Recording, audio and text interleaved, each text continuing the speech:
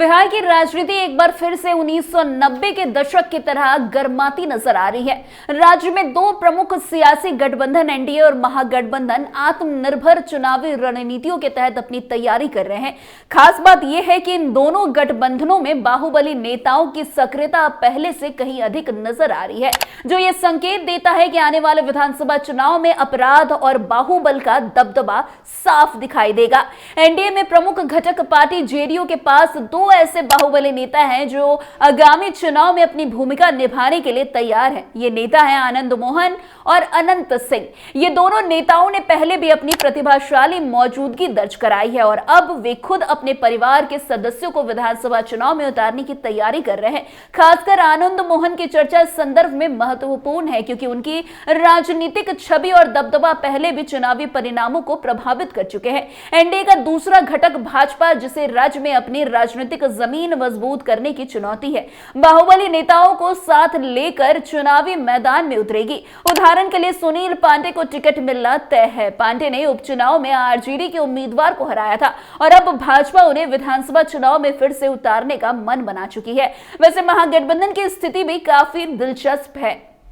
LJPR ने हाल ही में सिवान में बाहुबली रईस खान और उनके भाई को अपने साथ जोड़ा है और यह साफ है कि उन्हें विधानसभा चुनाव में पार्टी उम्मीदवार के रूप में उतारा जाएगा।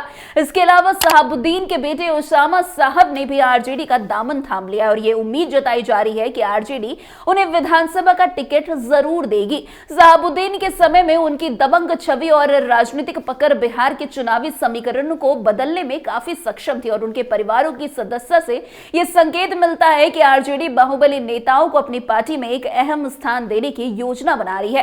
वैसे मोकामा का नाम भी बाहुबली राजनीति के संदर्भ में अक्सर लिया जाता है। यहां के पूर्व विधायक अनंत सिंह और उनके समर्थक उनकी दबंगई को लेकर लगातार खबरें आती रहती है। इस बार भी विधानसभा चुनाव में अपनी मजबूत उपस्थिति दर्ज करने के लिए पूरी तरीके से तैयार है। मोकामा में छोटे सरकार के नाम से मशहूर अनंत सिंह का प्रभाव इतना ज्यादा है कि लोकसभा चुनाव में उनका दबदबा देखा गया था, जब उन्होंने राजीव रंजन उर्फ ललन सिंह के लिए चुनावी माहौल को अनुकूल किया था। इसके अलावा राजीव रंजन के लिए अनंत सिंह के प्रचार का असर लोकसभा चुनाव में साफ देखा गया। अनंत सिंह के समर्थकों ने ललन सिंह के पक्ष में माहौल तैयार किया और अंत में ललन सिंह भारी मतों से चुनाव जीतने में सफल रहे। वैसे लालू यादव के नेतृत्व वाली आरजेडी ने पशुपति कुमार पारस से नजदीकी बढ़ाई है और यह संकेत है कि महागठबंधन में अब बाहुबली नेताओं का सक्रिय भागीदारी होना तय है। पारस की दहीचूड़ा भोज में लालू प्रसाद यादव ने शिरकत की थी और इसके बाद से पारस की राजनीतिक गतिविधियां आरजेडी के साथ बढ़ती जा रही है। इसके अलावा एलजेपीआर के बेताब शाह चिराग पासवान और सूरजभान जैसे बाहुबली नेताओं के साथ गठजोड़ की संभावना है, जो बिहार के चुनावी मुकाबले में अहम भूमिका निभा सकते हैं।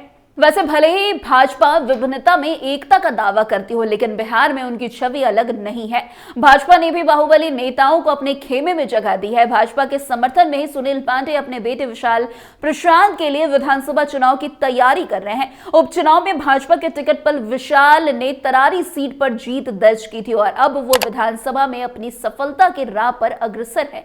वहीं जेडीयू के राष्ट्रीय अध्यक्ष और मुख्यमंत्री नीतीश कुमार, जिनकी छवि हमेशा बाहुबली नेताओं के खिलाफ रही है, अब बाहुबली राजनीति से दूरी बनाए रखने के बजाय उसे अपनी रणनीति में शामिल करने की सोच रहे हैं। अनंत सिंह और उनकी पत्नी नीलम देवी के साथ नीतीश कुमार की बढ़ती नजदीकी इसका प्रत्यक्ष उदाहरण है। इसी तरह आनंद मोहन की रिहाई की प्रक्रिया भी नीतीश कुमार की ओर से ही शुरू की गई थी। वैसे तेजस्वी यादव, जो बिहार में मुख्यमंत्री बनने के ख्वाब देख रहे हैं, वो भी अब बाहुबली नेताओं के साथ अपनी राजनीति को मजबूती दे रहे हैं। शहाबुद्दीन के परिवार के साथ उनके रिश्ते सुधरे हैं और वो अब उनके छोटे बेटे उसामा को आरजेडी में लाकर विधानसभा चुनाव के मैदान में उतारने की सोच रहे हैं। इसके अलावा अशोक महतो की पत्नी भी विधानसभा चुनाव में आरजेडी से टिकट की उम्मीद कर रही है। वैसे महागठबंधन में भाजपा नेता और डिप्टी सीएम विजय कुमार सिन्हा के खिलाफ आरजेडी ने बाहुबली नेताओं को तवज्जो देने का मन बना लिया है। बाहुबली पप्पू यादव भी अपने बेटे के लिए विधानसभा चुनाव में ताल ठोकने की योजना बना रहे हैं